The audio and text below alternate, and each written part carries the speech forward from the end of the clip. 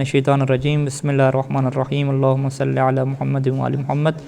یہاں پہ جی عبارت پہنچی ہے کہ وَيَكْفِيكَ بُنَيَّ وَفَّقَكَ اللہُ تعالی لِلْإِخْلَاصِ بِهِ وَالْيَقِينِ فِي نَفْيِ صِفَاتِ السَّلْبِيَّةِ عَنْهُ أَنَّهَا نَقَائِص وَالنَّاقِصُ لَا يَكُونُ وَاجِبَ الْوُجُودِ۔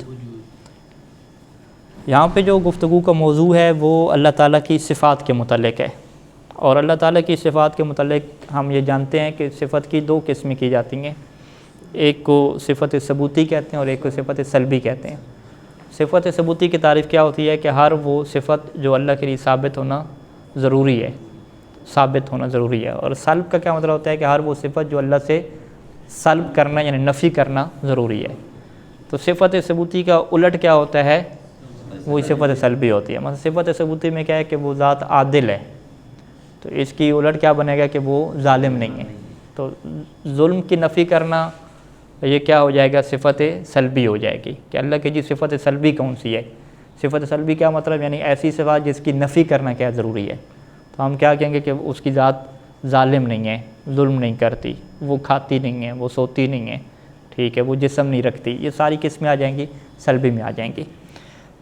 تو پھر یہاں پہ مصنف اپنے بیٹے کو نصیحت کرتے ہوئے یہ کہتے ہیں کہ اگر تم نے یہ سوچنا ہو کہ اس بات کے اوپر کیا دلیل ہے کہ جو خالق ہوگا اس کے اندر کوئی ایسی صفت نہیں پائی جائے گی کہ جو بری صفت ہوتی ہے، جو قبیح صفت ہوتی ہے، اس سے اس کی نفی کی جائے گی۔ تو انہوں نے کہا کہ یہ بات واضح ہے کہ جب بھی تم اپنی عقل سے پوچھو گے تو عقل کیا کہے گی کہ کسی کے اندر بری صفت کا ہونا اس کے اندر نقص ہے، عیب ہے، ٹھیک ہے۔ اسے کیا کہتے ہیں، اگر انسان کی نسبت سے دیکھیں تو روحانی طور پہ نقص کہتے ہیں نا، کہ روحانی طور پہ بندہ کیا کمزور ہے، کوئی دوسرے سے برداشت نہیں ہوتا، دوسرے کی کیا دل میں یہ محبت پیدا نہیں کر سکتا، خود غرض انسان ہے، تو اسے کیا کہتے ہیں، ناقص انسان ہے، یہ کامل انسان ہے ہی نہیں۔ اسی وجہ سے جو علماء اخلاق ہیں اور جو معرفت کی باتیں کرتے ہیں انہوں نے کتابیں بھی لکھی ہیں کامل انسان، یعنی آپ کیسے جو ہے وہ اپنا سفر نقص سے جو ہے وہ کمال کی طرف کریں گے، اپنے آپ کو کیسے آپ کمپلیٹ اور مکمل بنائیں گے، جو بری صفات ہیں ان کو ختم کریں گے۔ پھر اس میں علماء نے لکھی ہیں باتیں کہ ایک مسئلہ میں لکھا کہ مجھے جو ہے وہ کسی اور کتاب میں بہرحال مجھے 40 سال لگ گئے اپنے اندر سے جو ہے وہ حسد کی صفت کو ختم کرتے ہوئے، ٹھیک ہے، مسلسل جو ہے وہ میں اپنے آپ کو نوٹ کرتا رہا، اپنے بارے میں سوچتا رہا کہ مجھے حسد تو نہیں آ جاتا، تو حسد مجھے آ جاتا تھا کسی نہ کسی چیز پہ، تو مسلسل میں اپنے آپ کو متوجہ کرتا رہا کہ حسد بری چیز ہے، مجھے کیوں حسد آ رہا ہے۔ تو اس طرح مجھے 40 سال کا عرصہ لگ گیا، تب جا کے آخر پہ میرے اندر یہ کمال پیدا ہوا کہ اب مجھے حسد نہیں آتا، ٹھیک ہے۔ تو یہ حسد آ جانا، غصہ آ جانا، تکبر آ جانا، ٹھیک ہے، یہ بہت سارے انسان کے اندر صفات ہوتی ہیں جو نقص کہلاتی ہیں۔ تو لہٰذا یہ بات واضح ہے کہ جتنی بھی صفات سلبیہ ہیں جو بری صفات ہوتی ہیں وہ نقص کہلاتی ہیں، اور خالق کی ذات کیا ہے جی، ناقص نہیں ہے، کیونکہ وہ واجب الوجود ہے، واجب الوجود کبھی ناقص نہیں ہوتا ہے۔ جو ناقص ہوتا ہے وہ ممکن الوجود ہوتا ہے، ٹھیک ہے، جس کا وجود پہلے نہ ہو بعد میں آ جائے اس کے اندر نقص کی باتیں ہوتی ہیں۔ جو وجود کا سرچشمہ ہے، جو خالق ہے، اس کے اندر کوئی نقص کی بات نہیں ہوتی۔ اچھا، وَيَكْفِيكَ بُنَيَّ وَفَّقَكَ اللہُ لِلْإِخْلَاصِ بِهِ وَالْيَقِينِ بِهِ، یہ جو ہے یہ جملہ درمیان میں کیا ہے، دعا کا ہو گیا نا، جملہ مترجہ کہتے ہیں کہ اللہ تمہیں توفیق دے اس کا اخلاص اپنانے کی اور اس کے اوپر یقین کی۔ کیا کافی ہے، فی نفی صفات، صفات کی نفی میں، کون سی صفات، صفات سلبیہ، صفات سلبیہ کی نفی کرنا، عنہ اس ذات سے نفی کرنے کے لیے کیا دلیل کافی ہے، اتنا کافی ہے کہ انہا نقائص، کہ یہ ساری جو سلبی صفات ہوتی ہیں یہ نقص شمار ہوتی ہیں، والناقص لا یکون واجب الوجود، اور جو ناقص ہوتا ہے وہ واجب الوجود یعنی وہ اللہ کی ذات نہیں ہوتی۔ ناقص انسان ہو سکتا ہے، مخلوق ہو سکتی ہے، لیکن وہ اللہ کی ذات کبھی بھی ناقص نہیں ہوتی۔ لہذا تمام جو سلبی صفات ہیں، جو نقص اور عیب ہیں، اس سے نفی کریں گے۔ وقت ارشدہ کا الی برہان ذالک، اور اسی بات کے برہان کی طرف امیر المومنین اسلام نے اپنے بعض خطبوں میں متوجہ فرمایا، اور ان کے خطبے کے یہ حصے ہیں کہ کمال و توحید ہی، کہ اللہ کی توحید کا کمال، یعنی اللہ کی توحید کا جو کمپلیٹ ہونا ہے، مکمل ہونا ہے، وہ کیسے حاصل ہوگا، اخلاص کے ذریعے سے، الاخلاص لہو، کہ ہر چیز اسی کے لیے خالص کر دیں۔ وکمال الاخلاص لہو، اور اس کے لیے اخلاص کا کمال کیا ہے کہ نفی و صفات عنہ، کہ اللہ سے آپ صفات کی نفی کریں، آپ کہیں کہ یہ صفت بھی اس کے لیے نہیں ہے، یہ دوسری صفت بھی نہیں ہے، ہر صفت کی اس سے کیا کرتے جائیں، نفی کرتے جائیں۔ اچھا، لشہادت کل صفت انہا غیر الموصوف، کیونکہ ہر صفت یہ گواہی دے گی کہ وہ موصوف کا غیر ہے۔ یہاں پہ مصنف کے اوپر ایک اعتراض بنتا ہے، اس کو آپ سمجھیں۔ مصنف یہ کہتے ہیں کہ امیر المومنین علیہ السلام کا یہ جو خطبہ ہے نا، یہ صفات سلبیہ کی نفی کو بیان کرتا ہے، کیونکہ مولا کیا فرما رہے ہیں کہ اخلاص کا کمال کیسے ہوگا کہ ہم اللہ سے صفات کی نفی کریں گے۔ تو انہوں نے کیا کہ ابھی اللہ سے کون سی صفات کی نفی ہوتی ہے؟ صفات سلبیہ کی نفی ہوتی ہے۔ لہٰذا انہوں نے کہا کہ جو مولا خطبہ دے رہے تھے نا، تو ان کی صفات سے مراد کیا ہے؟ صفات سلبیہ ہیں۔ وگرنہ اگر صفات ثبوتیہ ہوں تو وہ تو اللہ کے لیے ثابت کی جاتی ہیں نا، جیسے اللہ قادر ہے، اللہ کیا ہے؟ عالم ہے، علم والا ہے، اللہ کیا ہے؟ حیات والا ہے، حی ہے، ٹھیک ہے۔ تو یہ صفات تو ثابت کی جاتی ہیں، تو نفی نہیں کی جاتی۔ تو یہ جو مولا فرما رہے ہیں کہ یہ صفات کی نفی ہوگی تو ان کی مراد کیا ہے؟ صفات سلبیہ ہیں۔ یہ مصنف کا کیا فہم ہے، لیکن یہ فہم ان کی درست نہیں رہتی، کیونکہ آگے مولا نے دلیل دی ہے کہ صفات کی نفی کیوں کرنی ہے، ٹھیک ہے جی۔ اگر مولا یہ دلیل دیتے کہ صفات کی نفی اس لیے کرنی ہے کیونکہ وہ بری صفات ہیں، وہ نقص اور عیب ہیں اور خالق کے اندر نقص نہیں ہوتا، پھر تو مصنف کی بات درست تھی۔ لیکن مولا امیر نے یہ نہیں فرمایا۔ مولا نے کہا کہ بھی صفات کی نفی کیوں کرنی ہے؟ لشہادت کل صفت، کیونکہ ہر صفت اس بات کی گواہی دیتی ہے کہ وہ موصوف کا غیر ہے، کہ صفت اور موصوف دو چیزیں ہوتی ہیں۔ جیسے ہم کہیں موصوف بنتے ہیں زید عالم مثلا ہے، زید موصوف ہے اور عالم کیا ہے؟ اس کی صفت ہے۔ تو اس کا مطلب ہے کہ زید کے پاس علم کیا ہے؟ بعد میں آیا تو وہ کیا بن گیا؟ عالم بن گیا۔ جیسے صفت کیا ہے؟ شادی شدہ ہونا ایک صفت ہے، زید متزوج، اس کا مطلب کیا ہے کہ شادی شدہ ہونا جو صفت وہ الگ ہے اور زید کی ذات کیا الگ ہے۔ تو ہر صفت اس بات کی گواہی دیتی ہے کہ وہ موصوف سے ہٹ کے ہے، وہ ایسا نہیں ہے کہ موصوف کی ذات کا حصہ ہو، وہ بعد میں کیا اس کو صفت حاصل ہوتی ہے۔ تو مولا یہ دلیل دے رہے ہیں، تو یہ دلیل تو کیا ہے؟ صفات سلبیہ کے لیے تو نہیں ہے، یہ ہر صفت کے لیے ہے، ٹھیک ہے۔ تو ہم کیا کہیں گے کہ یہاں پہ مولا کی جو مراد ہے وہ اللہ تعالیٰ کی صفات سلبیہ مراد نہیں ہیں، بلکہ صفات ذاتی مراد ہیں۔ جو اللہ کی ذاتی صفات ہیں کون سی؟ اللہ کا عالم ہونا، اللہ کا قادر ہونا۔ تو مولا نے کہا ہے کہ اللہ سے اللہ کے عالم ہونے کی نفی کرو، اللہ سے اللہ کے قادر ہونے کی نفی کرو۔ کیا کہو کہ اللہ کی صفت عالم ہونا نہیں ہے، اللہ کی صفت قادر ہونا نہیں ہے؟ کہ یہ کیسے ہم نفی کیسے کریں؟ وہ تو عالم ہے، وہ تو قادر ہے۔ ان کا نہیں، نفی کرنی پڑے گی۔ کیوں نفی کرنی پڑے گی؟ کیونکہ ہمارے پاس اور دنیا والوں کے پاس موصوف صفت کا قانون کیا ہے کہ موصوف صفت کا کیا ہوتا ہے؟ غیر ہوتا ہے۔ موصوف اور ہوتی ہے اور صفت اور ہوتی ہے۔ اسی خطبے کو نیچے حاشی میں دیکھیں تو وہ تفصیل سے کیا بیان کیا مولا نے، یہ نیچے حاشی میں آپ کو ملے گا۔ وکمال الاخلاص نفی صفات عنہ لشہادت کل صفت انہا غیر الموصوف وشہادت کل موصوف انہ غیر الصفہ فمن وصف اللہ سبحانہ فقد قرنہ ومن قرنہ فقد ثناہ ومن ثناہ فقد جزاہ، ٹھیک ہے جی، ومن جزاہ فقد جاہلہ۔ یہ دیکھیں پورا استدلال کمپلیٹ ہو گیا کہ آپ نے یہ قانون دیا کہ بھئی موصوف صفت کا قانون کیا ہے کہ موصوف الگ ہوتا ہے اور صفت الگ ہوتی ہے۔ ہر موصوف یہ گواہی دیتا ہے، وہ شہادت کل موصوف ہے، ہر موصوف یہ گواہی دیتا ہے کہ وہ صفت نہیں ہے، وہ صفت سے ہٹ کے ہے، یعنی وہ اور ہے اور صفت کی ذات اور ہے۔ بس اللہ تعالیٰ کو جو وصف بیان کرے تو اس نے کیا کیا؟ اللہ کو ایک دوسری چیز کے ساتھ جوڑا ہے، اور جس نے اللہ کو دوسری چیز کے ساتھ جوڑا ہے تو اس نے اللہ کے کیا بنا دیے؟ جز بنا دیے، مرکب کر دیا، اور جس نے اللہ کے جز بنا دیا تو وہ اللہ سے جاہل ہے، ٹھیک ہے۔ یہ استدلال ہے نا۔ تو اس استدلال سے مولا کیا فرمانا چاہتے ہیں کہ اللہ کی صفات کے متعلق یہ والی صفات والا کنسیپٹ نہیں ہونا چاہیے کہ جو دنیا میں لوگوں کی صفات کے متعلق ہوتا ہے۔ لوگوں کی صفات کے متعلق کیا ہے کہ ایک بندہ جو ہے وہ عالم نہیں تھا، بعد میں کیا بن گیا؟ عالم بن گیا۔ ایک بندہ جو ہے وہ زندہ نہیں تھا، بعد میں کیا بن گیا؟ زندہ بن گیا۔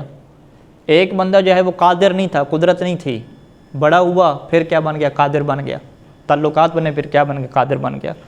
تو اللہ کی نسبت سے جب اس کو عالم کہا جاتا ہے تو اس کا یہ معنی نہیں ہوتا کہ اللہ کو علم نہیں تھا پہلے پھر وہ کیا ہو گیا؟ عالم ہو گیا، یا اللہ کے پاس پہلے قدرت نہیں تھی پھر وہ کیا ہو گیا؟ قادر ہو گیا، یا اللہ کے پاس حیات نہیں تھی پھر اسے کیا مل گئی؟ حیات مل گئی۔ یہ تصور اللہ کے بارے میں نہیں سوچا جا سکتا۔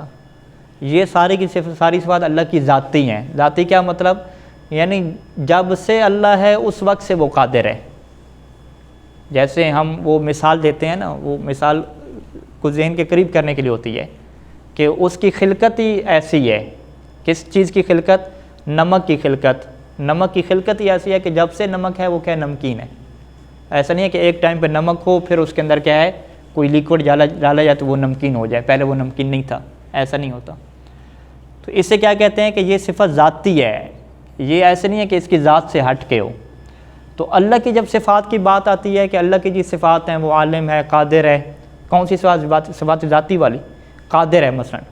تو یہ قادر صفات بھی ایسے ہی ہیں کہ وہ جب سے اللہ ہے اس وقت سے وہ قادر ہے. یہاں پہ آپ موصوف صفت والی گیم نہیں چلا سکتے کہ موصوف الگ ہوتا ہے اور صفت الگ ہوتی ہے. ٹھیک ہے. تو مولا نے کہا اس چیز کو جو ہے وہ رد کیا ہے کہ صفات ذاتیہ اللہ کی عین ذات ہیں، زائد بر ذات نہیں ہیں. عین ذات کا مطلب کہ جو عالم ہے وہی اللہ ہے اور جو اللہ ہے وہی عالم ہے. جو قادر ہے وہی کیا ہے اللہ ہے، اور جو اللہ ہے وہی کیا قادر ہے. اس کے اندر آپ جدائی کو تھوڑا سا بھی کیا ہے تصور نہیں کر سکتے. ٹھیک ہے. تو مولا کی یہ مراد ہے کہ جو موصوف صفت کا قانون ہمارے پاس موجود ہے کہ موصوف ہوتا ہے پھر صفت بعد میں اس کو حاصل ہوتی ہے، موصوف صفت کا غیر ہوتا ہے، یہ والا جو کنسیپٹ ہے صفات کا یہ اللہ تعالیٰ سے ہم نے کیا کرنی ہے؟ نفی کرنی ہے. لہذا اس میں بات صفات سلبیہ کی نہیں ہو رہی بلکہ بات کس کی ہو رہی ہے؟ صفات ذاتیہ کی ہو رہی ہے. اب صفات ذاتیہ مثلا قدرت ہے، قدرت کا اظہار کیا بعد میں ہو سکتا ہے.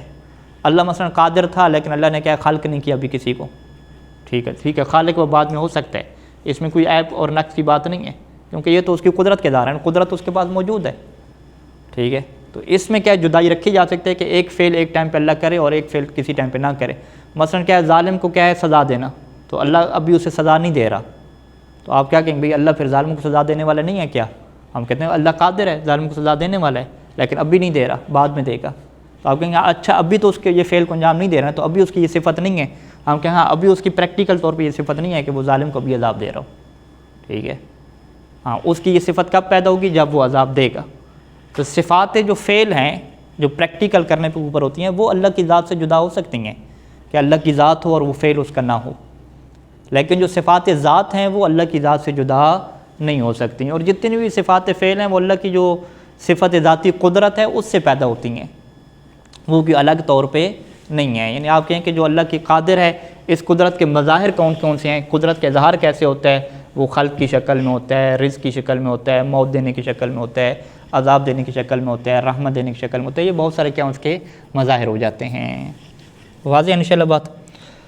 تو لہٰذا مولا کیا فرما رہے ہیں کہ اللہ کے لیے اخلاص کیا ہے کہ آپ صفات کی نفی کریں، یعنی جو صفات کا کنسیپٹ اور تصور آپ کے پاس ہے وہ کون سا تصور ہے کہ لشہادت کل صفت انہا غیر الموصوف، کہ صفت موصوف سے ہٹ کے ہوتا ہے. تو ہم کہتے ہیں صفت موصوف سے ہٹ کے مخلوق میں ہوتا ہے، لیکن اللہ کی نسبت سے ایسا نہیں ہے کہ موصوف اور صفت بعد میں حاصل ہو. تو لہٰذا یہاں سے مراد کیا ہے؟ صفات ذات ہے نہ کہ صفات سلبیہ. اچھا یہاں تک مکمل ہوئی گفتگو توحید کی. ٹھیک ہے. توحید کے بعد جو گفتگو عام طور پہ ہمارے پاس ہوتی ہے وہ اللہ کی صفت عدل کی ہوتی ہے نا. ٹھیک ہے. تو عدل کی گفتگو بھی اسی صفات سلبیہ کے اندر آ گئی کہ جب ہم نے کہا کہ اللہ کی ذات ظالم نہیں ہے تو ظالم نہ ہونے کا مطلب کیا ہے کہ وہ کیا ہے؟ عادل ہے. ٹھیک ہے. تو اللہ کی تمام صفات میں سے فقط عدل کو کیوں فوقیت دی جاتی ہے عقائد کی کتابوں میں؟ تو یہ انشاءاللہ آپ پڑھیں گے کہ اس میں بہت زیادہ کیا ہے کچھ مسلمانوں میں اختلاف ہے. کچھ مسلمانوں کا یہ سمجھنا ہے کہ اللہ کی نسبت سے عدالت کیا ہوتی ہے، انصاف کرنا کیا ہوتا ہے، یہ ہم لوگ نہیں جان سکتے. ہم یہ کہیں گے کہ اللہ جو کرتا ہے وہی ٹھیک ہوتا ہے. اللہ چاہے ظلم بھی کرے نا تو وہ بھی عدل ہی ہوگا. ٹھیک ہے. کوئی پیمانہ ہمارے پاس نہیں ہے. ٹھیک ہے. وہ کہتے ہیں کہ نہیں جی آپ اللہ کے بارے میں کیا باتیں کرتے ہیں کہ اللہ ظلم کرے گا یا نہیں کرے گا، جو کرتا ہے وہ ٹھیک ہے. ٹھیک ہے. ہم کہتے ہیں نہیں ایسا نہیں ہے، اللہ نے ہمیں عقل دی ہے، ہم اس چیز کی تشخیص کر سکتے ہیں کہ کیا عدل ہوتا ہے اور کیا ظلم ہوتا ہے، اور پھر ہم واضح طور پہ کہہ سکتے ہیں کہ اللہ ظلم نہیں کرتا. قرآن مجید کی بہت ساری آیات ہیں جس میں اللہ نے خود بتایا کہ اللہ کسی پہ ظلم نہیں کرتا. ٹھیک ہے. تو لہٰذا یہ ہماری عقل یہاں تک پہنچ سکتی ہے. ایسا نہیں ہے کہ کوئی عدل کا معیار ہی نہیں ہے، کوئی ظلم کا معیار ہی نہیں ہے. تو یہ ایک تفصیلی بحث ہیں. اچھا اس کے بعد توحید عدل، اس کے بعد کیا ہے؟ نبوت کی باری آتی ہے. نبوت کے اندر دو اصطلاحیں استعمال ہوتی ہیں، ایک ہوتی ہے نبوت عامہ، ایک ہوتی ہے نبوت خاصہ. نبوت عامہ کیا مطلب ہوتا ہے کہ خود نبوت کا کنسیپٹ اس کو کیا آپ ثابت کریں؟ تو نبوت جو عامہ کا کنسیپٹ ہے یہ عقل سے کیا ہوتا ہے؟ ثابت ہوتا ہے۔ نبوت کیا مطلب؟ یعنی اللہ کا کوئی ایسا نمائندہ ہو کہ جو آ کے اللہ کے پیغامات کیا ہم تک پہنچائے، ٹھیک ہے، یہ ایسا ہونا چاہیے۔ تو عقل کہتی ہے بالکل یہ چیز ضروری ہے۔ کیوں ضروری ہے؟ کیونکہ اگر فقط انسانی عقل کے اوپر چھوڑ دیا جائے تو پھر تو دنیا میں حالات ہمارے سامنے ہیں کہ انسانی عقل اگر بیٹھی بھی ہے اور مل جل کے اس نے کوئی فیصلے بھی کیے ہیں تو وہ فیصلے آخر پہ غلط نکلیں، ٹھیک ہے، آخر پہ کیا ہے اس کے اندر تبدیلیاں ہوئی ہیں۔ دنیا کے بڑے بڑے ملکوں کے آئین اٹھا کے دیکھ لیں کتنی اس کے اندر کیا تبدیلیاں ہوئی ہیں، ترمیم ہوئی ہے۔ تو اس کا مطلب ہے انسانی عقل جو ہے وہ اپنا جو اجتماعی نظام ہے وہ بنانے میں بھی کیا ہے کمپلیٹ نہیں ہے، ٹھیک ہے۔ تو چاہیے جائے کہ وہ دنیا کیسے گزارنی ہے اور آخرت کی جو زندگی ہے اس میں کیسے کامیابی ملنی ہے، یہاں تک عقل کیسے پہنچ جائے گی۔ تو لہذا ضروری ہے کہ اللہ کی طرف سے کرم ہو انسان کے اوپر، لطف اور مہربانی ہو، اور کوئی ایسا نمائندہ ہے کہ جو انسان کو اس کے اچھے اور برے کے متعلق آگاہ کرے۔ اسے کیا کہتے ہیں؟ عمومی کنسیپٹ نبوت کا، ٹھیک ہے۔ پھر اس کنسیپٹ میں یہ کہا جاتا ہے کہ اللہ پھر کسی کو اگر نبی بنائے گا تو وہ ہر کسی کو نہیں بنائے گا، یعنی اس میں اس بندے کو نبی بنا دے کہ جو کرپٹ انسان ہے، جو ذرا سی جسے لالچ دی جائے یا ذرا سے مشکل حالات بنے، ٹھیک ہے، تو وہ جناب اپنے اصولوں کو چھوڑ دیتا ہے۔ نہیں، وہ پھر کمپلیٹ انسان ہوں گے، مکمل انسان ہوں گے، ان کو اللہ پھر امین بنائے گا، اللہ اپنا نمائندہ بنائے گا، ہر کسی کو نہیں بنائے گا۔ اور وہی لوگ کیا ہوں گے دنیا والوں کے لیے عملی نمونہ بھی بنیں گے، ٹھیک ہے۔ اس کے بعد پھر نبوت خاصہ کا سوال آتا ہے کہ چلیں یہ تو ہم نے مان لیا کہ عقلی طور پہ ایسا ہونا چاہیے اور کمپلیٹ انسان ہوں، ان کو اللہ اپنا نمائندہ بنائے، لیکن وہ نمائندہ کون ہے اس کو تو ثابت کریں۔ کیا وہ یہی نبی ہیں جو اس کا مسلمان دعویٰ کرتے ہیں؟ پھر مصنف کیا کہیں گے؟ ہاں، نبوت خاصہ کے اوپر دلائل تو کیا ہیں؟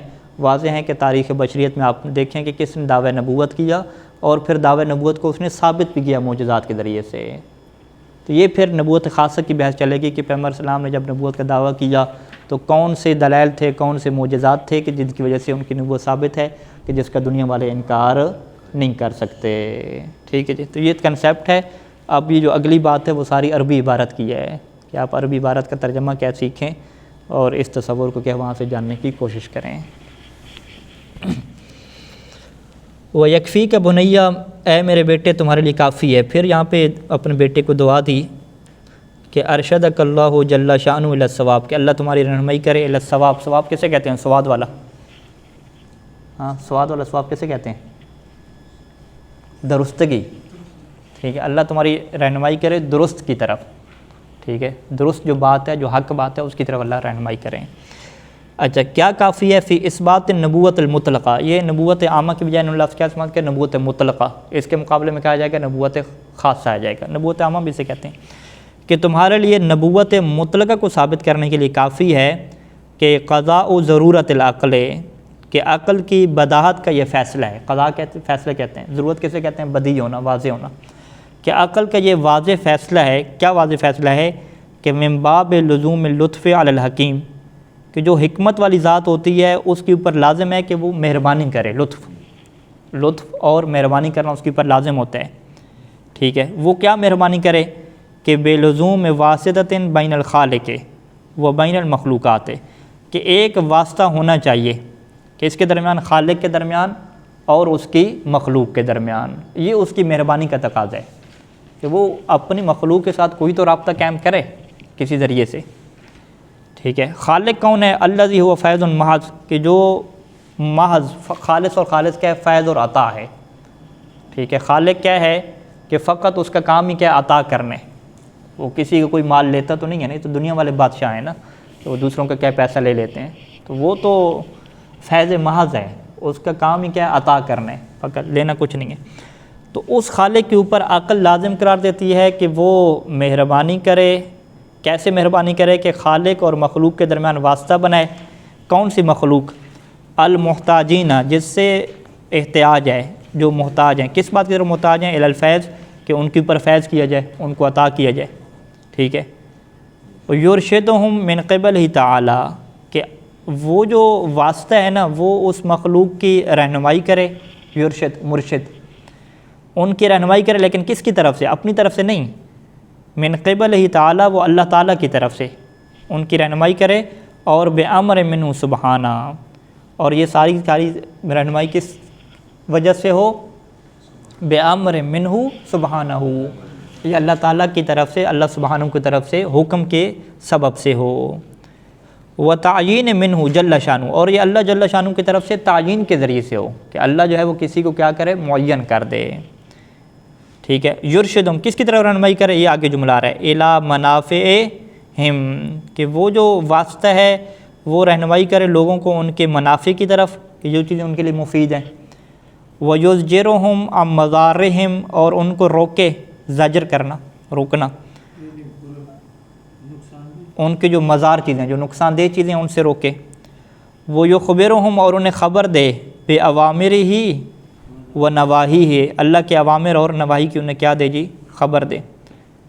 اچھا یہ چیز ضروری ہے، یہ عقل اس چیز کی ضروری قرار دیتی، کیوں ضرورت ہے؟ کیونکہ یہ بات واضح ہے، ضرورت یعنی واضح ہے، بدیہی ہے کہ عدم امکان وصول احد من الناس، کہ لوگوں میں سے کسی ایک کے لیے بھی ممکن نہیں ہے کہ وہ پہنچ جائے، کس کی طرف پہنچ جائے؟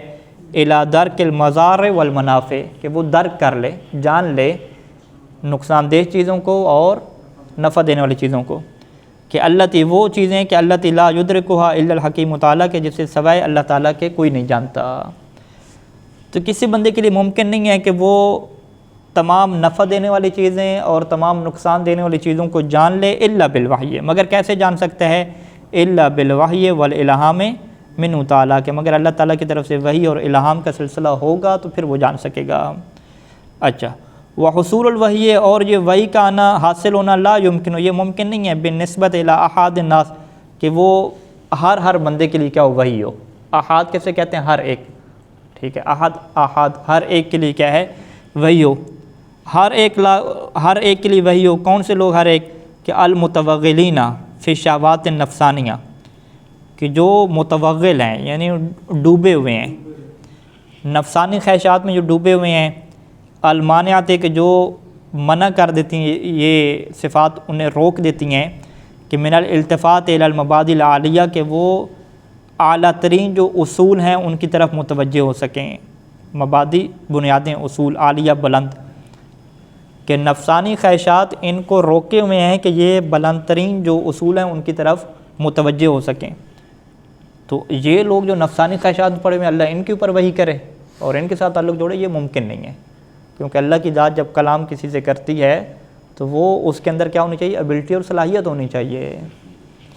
فلا یلیق ھذا المنصب، فلا یلیق ھذا المنصب، پس یہ جو منصب نبوت ہے یہ لائق نہیں ہے، الا بمن، مگر اسی کے لائق ہے کہ لم یکن فی نوم الغفلت، کہ جو غفلت کی نیند میں نہ ہو، وسکر الہوا، اور نشے میں نہ ہو، ہوا کسے؟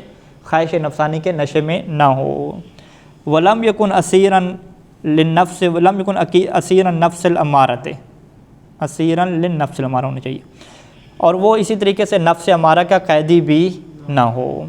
ولا فی دار ظلمت، اور نہ یہ جو دار ظلمت ہے، یہ جو ہمارا دار ظلمت، دنیا کو دار ظلمت کہتے ہیں، اندھیروں کا گھر، اس میں وہ کیا ہے؟ طالب الراحت، وہ آسانی کو کیا چاہنے والا ہو، بس جدھر سے آسانی ملے وہ ادھر ہی چلا جائے۔